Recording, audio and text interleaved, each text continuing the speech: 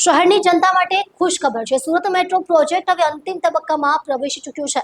તાજેતરમાં જ અલથાણ વિસ્તારમાં મેટ્રોની સફળ ટ્રાયલ લેવામાં આવી છે, જેણે સમગ્ર પ્રોજેક્ટને ઝડપી બનાવ્યો છે। અલથાણ વિસ્તારમાં યોજાયેલી આ ટ્રાયલ દરમિયાન મેટ્રોની ગતિ, સલામતી અને ટેકનિકલ પરિણામોની ચકાસણી કરવામાં આવી। ટ્રાયલ સંપૂર્ણ રીતે સફળ રહી હતી, જેનાથી અધિકારીઓમાં ઉત્સાહનો માહોલ છે।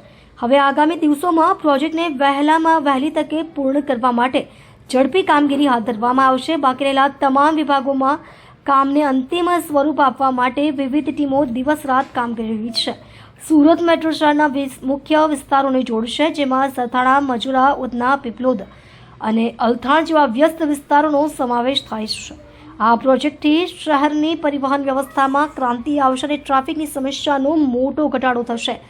સુરતીઓ માટે આ એક સુવર્ણ તક છે।